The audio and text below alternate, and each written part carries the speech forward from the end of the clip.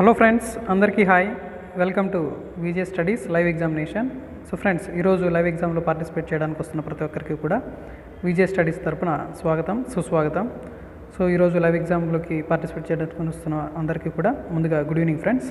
So ఈరోజు topic వచ్చేసరికి 7th class అంటే 7వ తరగతి సైన్స్కి సంబంధించినటువంటి ఆహారంలోని అంశాలు, ఆమ్లాలు, క్షారాలు, పట్టు, ఉన్ని, ఈ టాపిక్స్ పైన ఈరోజు లైవ్ ఎగ్జామ్ అయితే కండక్ట్ చేయడం జరుగుతుంది.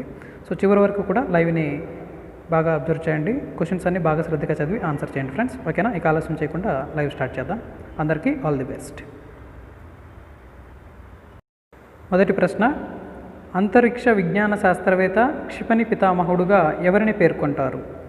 అంతరిక్ష విజ్ఞాన శాస్త్రవేత్త క్షిపణి పితామహుడుగా ఎవరిని పేర్కొంటారు? Option 1 Vikram Sarabhai, option 2 Subrahmanyam Chandrasekhar, option 3 APJ Abdul Kalam, option 4 Meghnad Saha. అంతరిక్ష విజ్ఞాన శాస్త్రవేత్త క్షిపణి పితామహుడుగా ఎవరిని పేర్కొంటారు? మీ యొక్క సమాధానాన్ని లైవ్ చాట్లో తెలియచేయండి.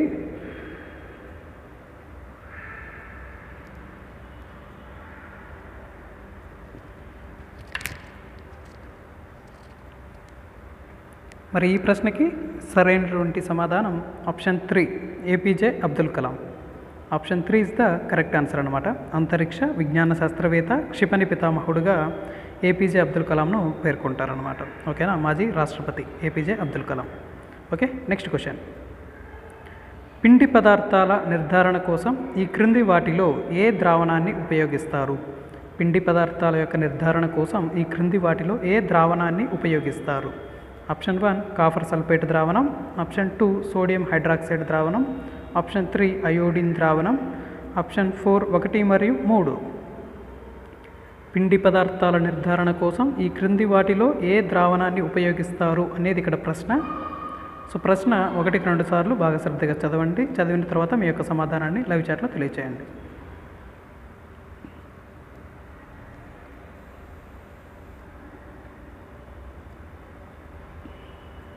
మరి ఈ ప్రశ్నకి సరైనటువంటి సమాధానం ఆప్షన్ 3 అయోడిన్ ద్రావణం. పిండి పదార్థాల నిర్ధారణ కోసం అయోడిన్ ద్రావణాన్ని ఉపయోగిస్తారనమాట. ఓకేనా? చాలా ఇంపార్టెంట్ ఈ ప్రశ్న, బాగా గుర్తుపెట్టుకోండి ఫ్రెండ్స్. ఓకే, కరెక్ట్గా ఆన్సర్ చేసిన వాళ్ళు 1 మార్క్ యాడ్ చేసుకోండి. నెక్స్ట్ క్వశ్చన్లోకి వెళ్దాం. 2% కాపర్ సల్ఫేట్ ద్రావణం తయారు చేయడానికి 2 గ్రామ్స్ కాపర్ సల్ఫేట్ను ఎన్ని మిల్లీ లీటర్ల నీటిలో కరిగించాలి? అంటే 2% కాపర్ సల్ఫేట్ ద్రావణాన్ని తయారు చేయాలంటే 2 గ్రాముల కాపర్ సల్ఫేట్ను ఎన్ని మిల్లీ లీటర్ల నీటిలో కరిగించాలి? ఆప్షన్ 1 100 మిల్లీ లీటర్లు, ఆప్షన్ 2 50 మిల్లీ లీటర్లు, ఆప్షన్ 3 150 మిల్లీ లీటర్లు, ఆప్షన్ 4 250 మిల్లీ లీటర్లు. ప్రశ్న బాగా అర్థం చేసుకోండి. ఇటువంటి ప్రశ్న మనకి గత టెట్ ఎగ్జామ్లో అడగడం జరిగింది. బాగా గుర్తుపెట్టుకోవాలి. ఇటువంటి కాన్సెప్ట్స్ పైన కూడా క్వశ్చన్స్ అడిగేదానికి అవకాశం ఉంటుంది. మరి ఈ ప్రశ్నకి సరైనటువంటి సమాధానం ఆప్షన్ 1 100 మిల్లీ లీటర్ల నీటిలో కరిగించాలి. Option 1 is the correct answer అనమాట. ఓకేనా? నెక్స్ట్ మనం తదుపరి ప్రశ్నలోకి వెళ్దాం. ఈ క్రింది వాటిలో వేటిలో పీచు పదార్థాలు ఎక్కువగా లభిస్తాయి? ఈ క్రింది వాటిలో వేటిలో పీచు పదార్థాలు ఎక్కువగా లభిస్తాయి?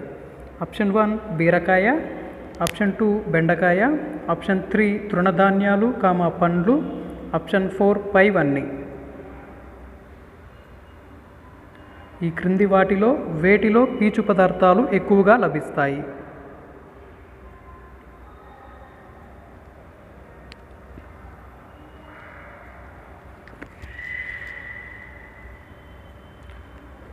మరి ఈ ప్రశ్నకి సరైనటువంటి సమాధానం option 4 is the right answer. పైవన్నీ, బీరకాయ, బెండకాయ, తృణధాన్యాలు, పండ్లు, వీటన్నిటిలో కూడా పీచు పదార్థాలు అనేటివి చాలా ఎక్కువగా లభిస్తాయి అన్నమాట. చాలా ఇంపార్టెంట్ ఈ ప్రశ్న, బాగా గుర్తుపెట్టుకోండి. ఓకే, సో కరెక్ట్గా ఆన్సర్ చేసిన వాళ్ళు 1 మార్క్ యాడ్ చేసుకోండి. Option 4 is the correct answer. Next question. పీచు పదార్థాలు ఎక్కువగా తీసుకోవడం వల్ల శరీరంలో ఏ వ్యవస్థ మెరుగుపడుతుంది? పీచు పదార్థాలు ఎక్కువగా తీసుకోవడం వల్ల శరీరంలో ఏ వ్యవస్థ అనేది మెరుగుపడుతుంది? ఆప్షన్ 1 రక్త ప్రసరణ వ్యవస్థ, ఆప్షన్ 2 జీర్ణ వ్యవస్థ, ఆప్షన్ 3 విసర్జన వ్యవస్థ, ఆప్షన్ 4 నాడీ వ్యవస్థ. పీచు పదార్థాలు ఎక్కువగా తీసుకోవడం వల్ల శరీరంలో ఏ వ్యవస్థ మెరుగుపడుతుంది అనేది ఇక్కడ ప్రశ్న.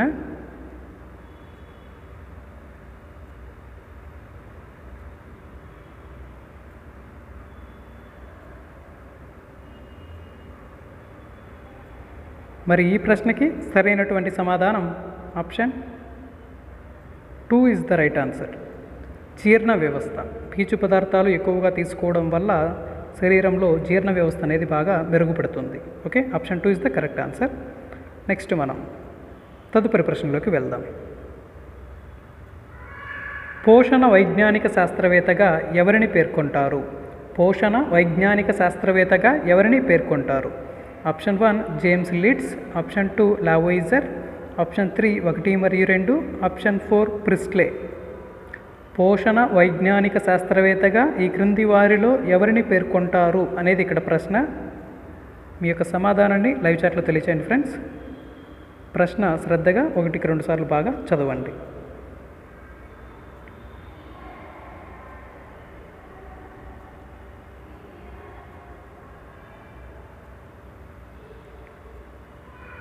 మరి ఈ ప్రశ్నకి సరైనటువంటి సమాధానం option 2 is the right answer, Lavoisier. Option 2 పోషణ వైజ్ఞానిక శాస్త్రవేత్తగా లావోయిజర్ని పేర్కొంటారు. ఓకేనా? సో కరెక్ట్గా ఆన్సర్ చేసిన వాళ్ళు 1 మార్క్ యాడ్ చేసుకోండి. నెక్స్ట్ మనం తరువాత ప్రశ్నలోకి వెళ్దాం. జేమ్స్ లిడ్స్ అనే శాస్త్రవేత్త తాజా ఫలాలను కూరగాయలు తినటం వల్ల ఏ వ్యాధిని నయం చేయవచ్చు అని తెలిపాడు? జేమ్స్ లిడ్స్ అనే శాస్త్రవేత్త తాజా ఫలాలను కూరగాయలు తినటం వల్ల ఏ వ్యాధిని నయం చేయవచ్చు అని తెలిపాడు? ఆప్షన్ 1 స్కర్వీ, ఆప్షన్ 2 రేచీకటి, ఆప్షన్ 3 బెరిబెరి, ఆప్షన్ 4 1 మరియు 3. జేమ్స్ లిడ్స్ అనే శాస్త్రవేత్త తాజా ఫలాలను కూరగాయలు తినటం వల్ల ఏ వ్యాధిని నయం చేయవచ్చని తెలిపాడు?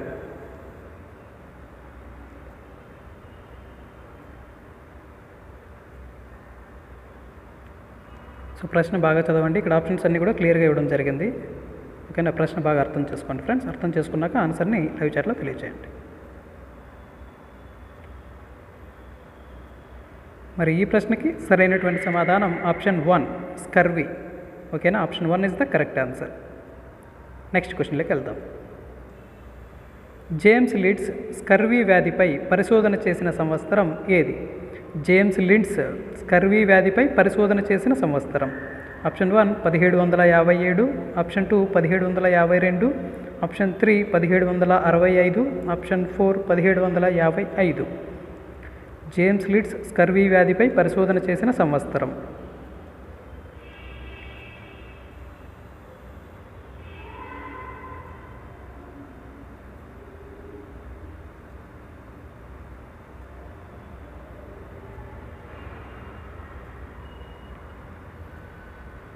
మరి ఈ ప్రశ్నకి సరైనటువంటి సమాధానం option 2 is the right answer, 1752. James లిడ్స్ స్కర్వీ వ్యాధిపై పరిశోధన చేసిన సంవత్సరం 1752 అన్నమాట. ఓకేనా? చాలా ఇంపార్టెంట్ ఈ ప్రశ్న, బాగా గుర్తుపెట్టుకోండి. చాలా అంటే చాలా ఇంపార్టెంట్. ఓకే, నెక్స్ట్ క్వశ్చన్లోకి వెళ్దాం. మన శరీరం ప్రోటీన్లు, కొవ్వులు, పిండి పదార్థాల రూపంలో ఉన్న ఆహారాన్ని స్వీకరిస్తుంది అని ఏ శతాబ్దపు పరిశీలనలో నిరూపించారు? మన శరీరం అనేది ప్రోటీన్లు, కొవ్వులు, పిండి పదార్థాల రూపంలో ఉన్నటువంటి ఆహారాన్ని స్వీకరిస్తుందని ఏ శతాబ్దపు పరిశీలనలో నిరూపించారు అనేది ఇక్కడ ప్రశ్న. Option 1 17, 19, option 3 15, option 4 14.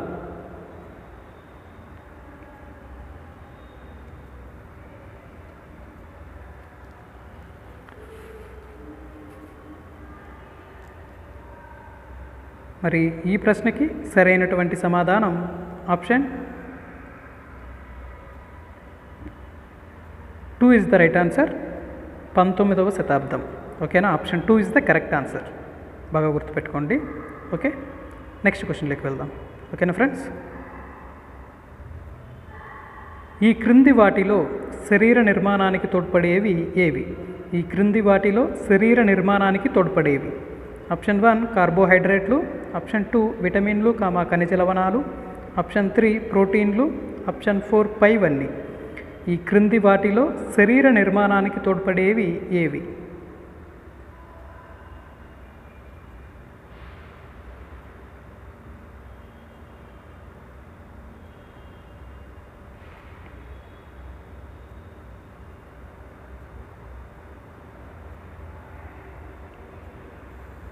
మరి ఈ ప్రశ్నకి సరైనటువంటి సమాధానం ఆప్షన్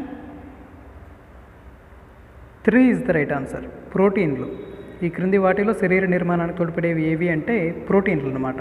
ఓకేనా, option 3 is the correct answer. కరెక్ట్గా ఆన్సర్ చేసిన వాళ్ళు ఒక మార్క్ యాడ్ చేసుకోండి. నెక్స్ట్ మనం తదుపరి ప్రశ్నలోకి వెళ్దాం. ఈ క్రింది వాటిలో సూక్ష్మ పోషకాలుగా వేటిని పేర్కొంటారు? ఈ క్రింది వాటిలో సూక్ష్మ పోషకాలుగా వేటిని పేర్కొంటారు? ఆప్షన్ 1 పీచు పదార్థాలు, ఆప్షన్ 2 ప్రోటీన్లు, ఆప్షన్ 3 విటమిన్లు, ఖనిజ లవణాలు, ఆప్షన్ 4 పైవన్నీ. ఈ క్రింది వాటిలో సూక్ష్మ పోషకాలుగా వేటిని పేర్కొంటారు అనేది ఇక్కడ ప్రశ్న. సో ఇక్కడ ఆప్షన్స్ అయితే క్లియర్గా ఇవ్వడం జరిగింది. సో ప్రశ్న 1కి 2 సార్లు బాగా శ్రద్ధగా చదవండి. చదివిన తర్వాత మీకు సమాధానాన్ని లైవ్ చాట్లో తెలియజేయండి.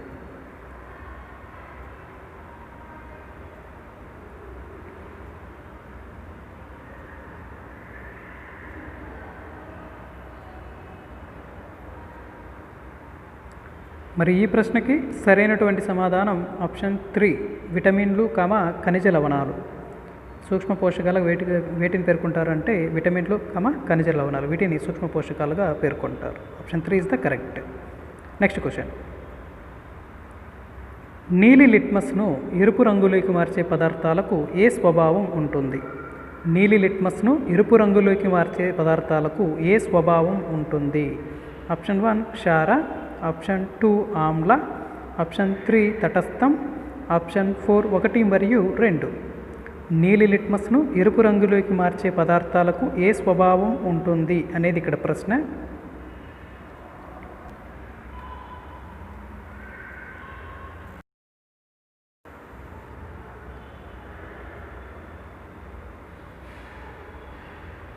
మరి ఈ ప్రశ్నకి సరైనటువంటి సమాధానం ఆప్షన్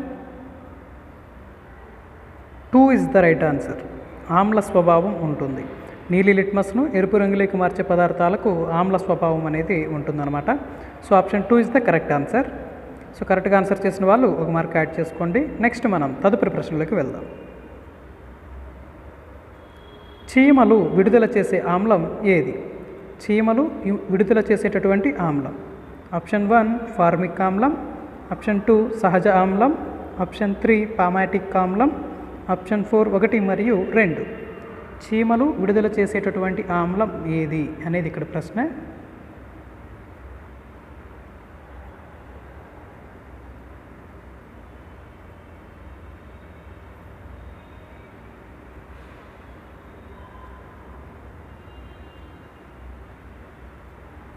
మరి ఈ ప్రశ్నకి సరైనటువంటి సమాధానం ఆప్షన్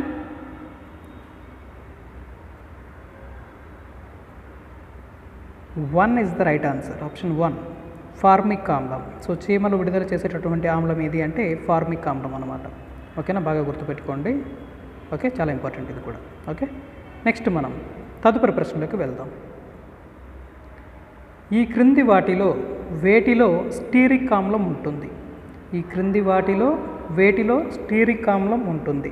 ఆప్షన్ 1 మజ్జిగ, ఆప్షన్ 2 పెరుగు, ఆప్షన్ 3 కొవ్వు పదార్థాలు, ఆప్షన్ 4 పైవన్నీ. ఈ క్రింది వాటిలో వేటిలో స్టీరిక్ ఆమ్లం ఉంటుంది అనేది ఇక్కడ ప్రశ్న.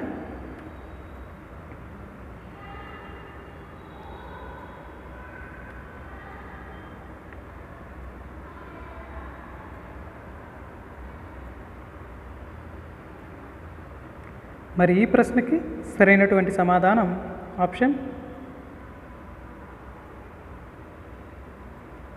3 ఇస్ ద రైట్ ఆన్సర్. కొవ్వు పదార్థాలు. స్టీరిక్ ఆమ్లం అనేది కొవ్వు పదార్థాల్లో ఉంటుందన్నమాట. So option 3 is the correct answer. So కరెక్ట్గా ఆన్సర్ చేసిన వాళ్ళు ఒక మార్క్ యాడ్ చేసుకోండి.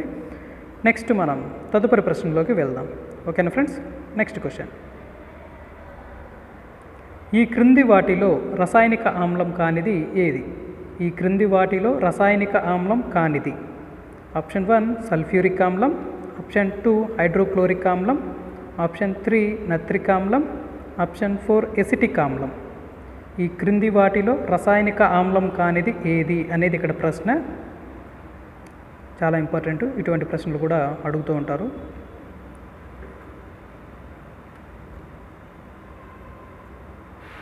మరి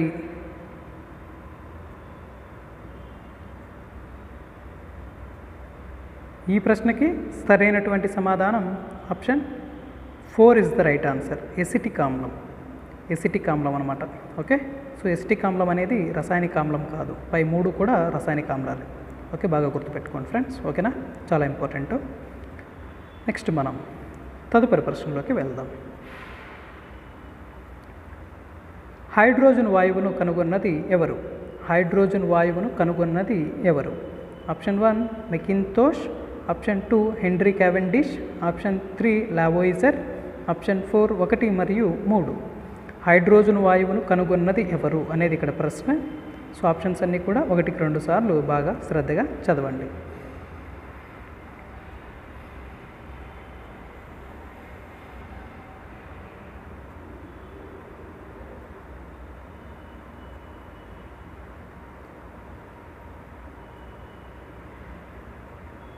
మరి ఈ ప్రశ్నకి సరైనటువంటి సమాధానం option 2 is the right answer. Henry Cavendish. Hydrogen వాయువును కనుగొన్నది హెన్రీ క్యావెండిష్ అనమాట. ఓకేనా, సో 16వ క్వశ్చన్కి option 2 is the correct answer. So అందరూ కూడా చాలా చక్కగా అయితే ఆన్సర్స్ చేస్తూ ఉన్నారు. Very good friends. నెక్స్ట్ మనం తదుపరి ప్రశ్నలోకి వెళ్దాం. ఓకేనా, ఈ క్రింది వాటిలో గాజును పరిశుభ్రపరిచే ద్రవం ఏది? ఈ క్రింది వాటిలో గాజును పరిశుభ్రపరిచే ద్రవం. Option 1 calcium hydroxide, option 2 ammonium hydroxide, option 3 magnesium hydroxide, option 4 1 మరియు 3. ఈ క్రింది వాటిలో గాజును పరిశుభ్రపరిచే ద్రవం. చాలా ఇంపార్టెంట్ ఈ ప్రశ్న కూడా.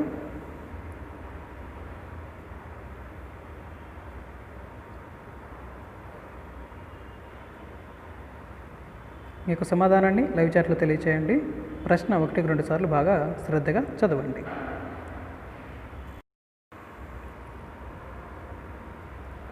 మరి ఈ ప్రశ్నకి సరైనటువంటి సమాధానం option 2 is the right answer. Ammonium hydroxide. Option 2 గాజును పరిశుభ్రపరిచే ద్రవంగా అమోనియం హైడ్రాక్సైడ్ను పేర్కొంటారు. ఓకేనా, option 2 is the correct answer. Next మనం తదుపరి ప్రశ్నలోకి వెళ్దాం. మన రాష్ట్రంలో ఏ జిల్లాలో ఆమ్లవర్షం కురిసినట్లు గుర్తించారు? మన యొక్క ఆంధ్రప్రదేశ్ రాష్ట్రంలో ఏ జిల్లాలో ఆమ్లవర్షం కురిసినట్లు గుర్తించడం జరిగింది? Option 1 Srikakulam, option 2 Visakhapatnam, option 3 Nellore, option 4 Kurnool. మన రాష్ట్రంలో ఏ జిల్లాలో ఆమ్లవర్షం కురిసినట్లు గుర్తించారు?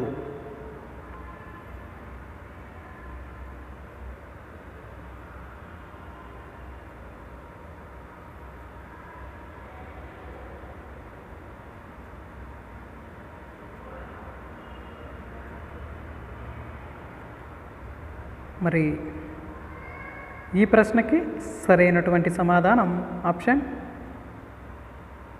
2 is the right answer. Visakhapatnam. So విశాఖపట్నంలో ఈ యొక్క ఆమ్లవర్షం కురిసినట్లుగా గుర్తించడం జరిగిందనమాట. ఓకేనా, చాలా ఇంపార్టెంట్, బాగా గుర్తుపెట్టుకోండి. Next question. గాలిలో ఎగిరే బెలూన్లో ఏ వాయువు నింపుతారు? గాలిలో ఎగిరే బెలూన్లో ఏ వాయువు నింపుతారు? Option 1 helium, option 2 oxygen, option 3 hydrogen, option 4 carbon dioxide. గాలిలో ఎగిరే బెలూన్లో ఏ వాయువు నింపుతారు అనేది ఇక్కడ ప్రశ్న. సో ప్రశ్న బాగా అర్థం చేసుకోండి. ఓకే, ఆప్షన్స్ అన్ని కూడా క్లియర్గా ఇవ్వడం జరిగింది ఫ్రెండ్స్. ఓకేనా, ఆప్షన్స్ అన్ని 1కి 2 సార్లు బాగా శ్రద్ధగా చదవండి.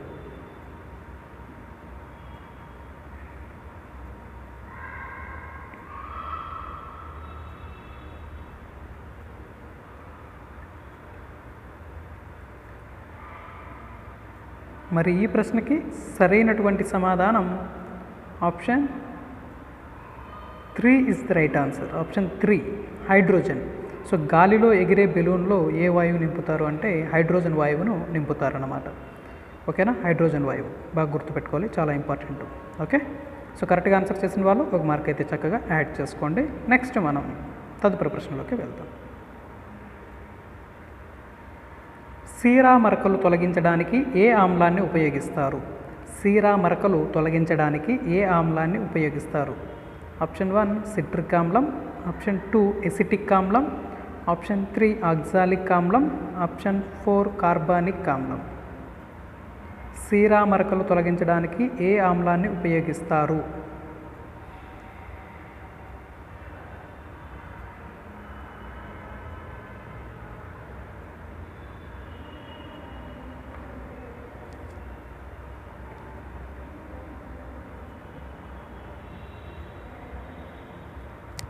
మరి ఈ ప్రశ్నకి సరైనటువంటి సమాధానం option 3 is the right answer. Oxalic ఆమ్లం. సీరా మరకలు తొలగించడానికి ఆక్సాలిక్ ఆమ్లాన్ని ఉపయోగిస్తారన్నమాట. ఓకేనా, బాగా గుర్తుపెట్టుకోండి, చాలా important. Option 3 is the correct answer. Next మనం తదుపరి ప్రశ్నలోకి వెళ్దాం. అగ్నిమాపక పదార్థాల తయారీలో వేటిని ఉపయోగిస్తారు? అగ్నిమాపక పదార్థాల యొక్క తయారీలో వేటిని ఉపయోగిస్తారు? Option 1 aluminium hydroxide, option 2 calcium hydroxide, option 3 sodium hydroxide, option 4 potassium hydroxide. అగ్నిమాపక పదార్థాల తయారీలో వేటిని ఉపయోగిస్తారు అనేది ఇక్కడ ప్రశ్న.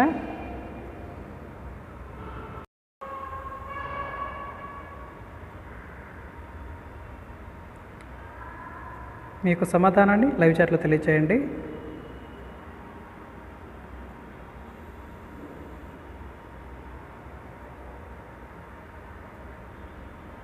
మరి ఈ ప్రశ్నకి సరైనటువంటి సమాధానం option 1 is the right answer. Option 1 aluminium hydroxide. అగ్నిమాపక పదార్థాల తయారీలో అల్యూమినియం హైడ్రాక్సైడ్ని ఉపయోగిస్తారు. ఓకేనా, నెక్స్ట్ క్వశ్చన్లోకి వెళ్దాం. ఈ క్రింది వాటిలో తటస్థ స్వభావం కలవి ఏవి? ఈ క్రింది వాటిలో తటస్థ స్వభావం కలవి. ఆప్షన్ 1 చక్కెర, ఆప్షన్ 2 స్టార్చ్, ఆప్షన్ 3 1 మరియు 2, ఆప్షన్ 4 ఏది కాదు. ఈ క్రింది వాటిలో తటస్థ స్వభావం కలవి.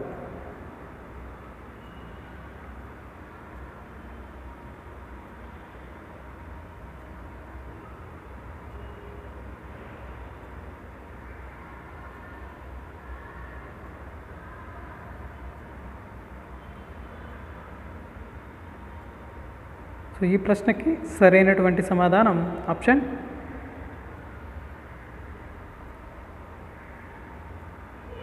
3 ఇస్ ద రైట్ ఆన్సర్. 1 మరియు 2 చక్కెర మరియు స్టార్చ్ ఈ రెండు కూడా తటస్థ స్వభావాన్ని కలిగినటువంటి పదార్థాలు అన్నమాట. ఓకేనా, బాగా గుర్తుపెట్టుకోండి. Option 3 is the correct answer. Okay, next మనం తదుపరి ప్రశ్నలోకి వెళ్దాం. ప్రాణమున్న ప్రతి జీవరాశి మరణించడం కన్నా బ్రతికి ఉండడం మిన్నా అని చెప్పినది ఎవరు?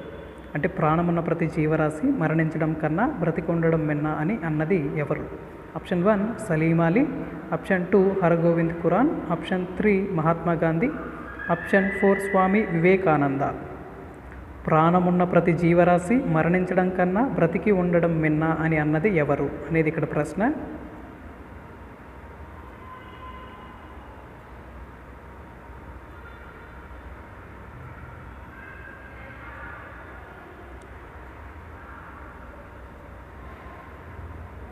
మరి ఈ ప్రశ్నకి సరైనటువంటి సమాధానం 1 is the right answer. Salim Ali. ప్రాణమున్న ప్రతి జీవరాశి మరణించడం కన్నా బ్రతికి ఉండడం మిన్నా అని అన్నది సలీం అలీ అన్నమాట. నెక్స్ట్ మనం తదుపరి ప్రశ్నలోకి వెళ్దాం ఫ్రెండ్స్. Okay, next question. ఒక కాకోన్ నుంచి ఎన్ని అడుగుల దారం లభిస్తుంది? ఒక కాకోన్ నుంచి ఎన్ని అడుగుల దారం లభిస్తుంది? ఆప్షన్ 1 1500 నుంచి 2500, ఆప్షన్ 2 1000 నుంచి 3000, ఆప్షన్ 3 500 నుంచి 1000, ఆప్షన్ 4 1200 నుంచి 1800. అంటే ఒక కాకోన్ నుంచి ఎన్ని అడుగుల దారం లభిస్తుంది అనేది ఇక్కడ ప్రశ్న. సో ఆప్షన్స్ అన్నీ కూడా 1-2 సార్లు బాగా శ్రద్ధగా చదవండి. చదివిన తర్వాత మీకు సమాధానం తెలియజేయండి.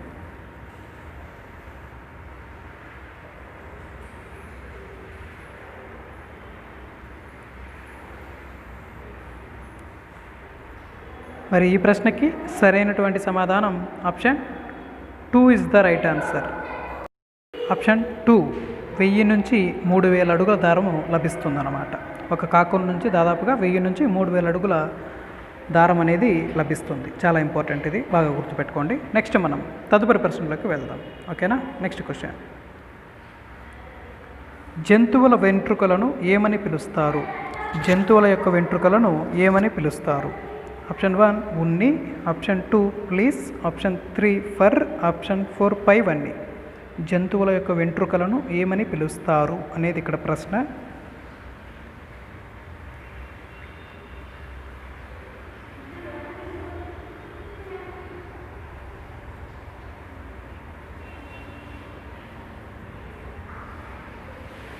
మరి ఈ ప్రశ్నకి సరైనటువంటి సమాధానం option 4 is the right answer. పైవన్నీ. జంతువుల వెంట్రుకలను ఉన్ని, ప్లీస్, ఫర్ అని పిలుస్తారు అనమాట. ఇవన్నీ కూడా జంతువుల వెంట్రుకలకు ఉన్నటువంటి పేర్లు అనమాట. So option 4 is the correct answer. So కరెక్ట్గా ఆన్సర్ చేసిన వాళ్ళు ఒక మార్క్ అయితే యాడ్ చేసుకోండి. నెక్స్ట్ మనం తదుపరి ప్రశ్నలోకి వెళ్దాం. ఓకేనా ఫ్రెండ్స్. నెక్స్ట్ మనం తదుపరి ప్రశ్న, కార్డింగ్ అనగా ఆప్షన్ 1 దువ్వడం, ఆప్షన్ 2 వడకడం, ఆప్షన్ 3 వేరు చేయడం, ఆప్షన్ 4 1 మరియు 3. కార్డింగ్ అనగా అర్థం ఏంటి? ఈ ఫ్లో చార్ట్ చాలా ఇంపార్టెంట్. ఓకేనా. సో అందులో కూడా బిట్స్ అయితే అడగడం జరిగింది లాస్ట్ డేట్లో. కార్డింగ్ అనగా మరి ఈ ప్రశ్నకి సరైనటువంటి సమాధానం ఆప్షన్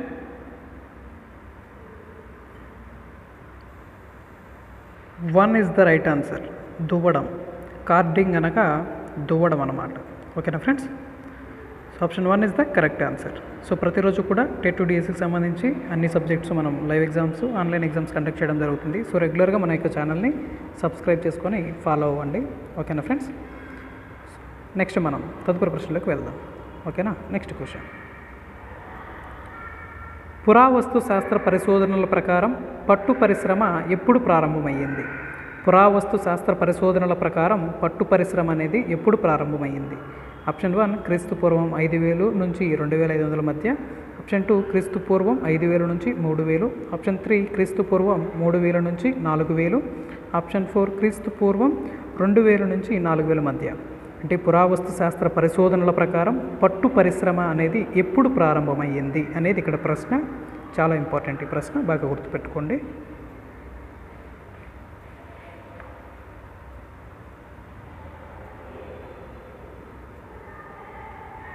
మరి ఈ ప్రశ్నకి సరైనటువంటి సమాధానం option 2 is the right answer.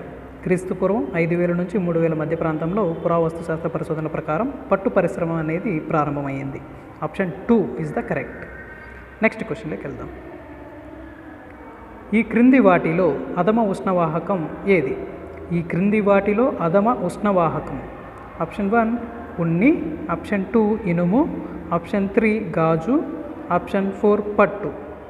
ఈ క్రింది వాటిలో అధమ ఉష్ణవాహకంగా ఏ వాహకాన్ని పేర్కొంటారు? చాలా ఇంపార్టెంట్ ఈ ప్రశ్న.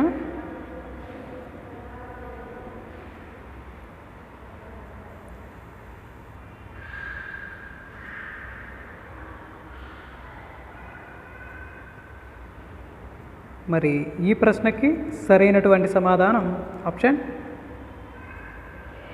1 ఇస్ ద రైట్ ఆన్సర్. ఉన్ని. సో ఈ క్రింది వాటిలో అధమ ఉష్ణవాహకంగా ఉన్నిని పేర్కొంటారనమాట. Option 1 is the correct answer. So కరెక్ట్గా ఆన్సర్ చేసిన వాళ్ళు ఓ మార్క్ అయితే యాడ్ చేసుకోండి ఫ్రెండ్స్. ఓకేనా. సో ఇటువంటి క్వశ్చన్స్ కూడా అడుగుతారు, బాగా ప్రిపేర్ అవ్వండి కంటెంట్ అంతా కూడా. ఓకే. నెక్స్ట్ క్వశ్చన్, క్రీస్తు పూర్వం ఎన్ని సంవత్సరాల నాటికే నేత మగ్గాలను ఉపయోగించు చారిత్రక ఆధారాలు ఉన్నాయి? క్రీస్తు పూర్వం ఎన్ని సంవత్సరాల నాటికే నేత మగ్గాలను ఉపయోగించినట్లు చారిత్రక ఆధారాలు ఉన్నాయి? ఆప్షన్ 1 క్రీస్తు పూర్వం 5500, ఆప్షన్ 2 క్రీస్తు పూర్వం 5000, ఆప్షన్ 3 క్రీస్తు పూర్వం 6000, ఆప్షన్ 4 క్రీస్తు పూర్వం 4500 సంవత్సరాలు. అంటే క్రీస్తు పూర్వం ఎన్ని సంవత్సరాల నాటికే నేత మగ్గాలను ఉపయోగించినట్లు చారిత్రక ఆధారాలు అనేటివి ఉన్నాయి అనేది ఇక్కడ ప్రశ్న.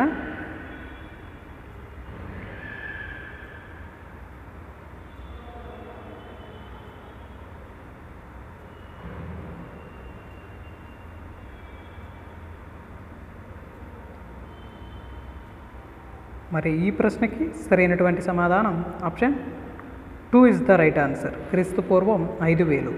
Option 2 is the correct answer. Okay. కరెక్ట్గా ఆన్సర్ చేసిన వాళ్ళు ఒక మార్క్ యాడ్ చేసుకోండి. పట్టుకాయ నుండి పట్టు దారాన్ని తీయడాన్ని ఏమంటారు? పట్టుకాయ నుండి పట్టు దారాన్ని తీయడాన్ని ఏమంటారు? Option 1 reeling, option 2 scoring, option 3 searing, option 4 knitting. పట్టుకాయ నుండి పట్టు దారాన్ని తీయడాన్ని ఏమంటారు అనేది ఇక్కడ ప్రశ్న. సో ఆప్షన్స్ అన్నీ కూడా 1-2 సార్లు బాగా చదవండి, తర్వాత మీకు సమాధానాన్ని తెలియచేయండి.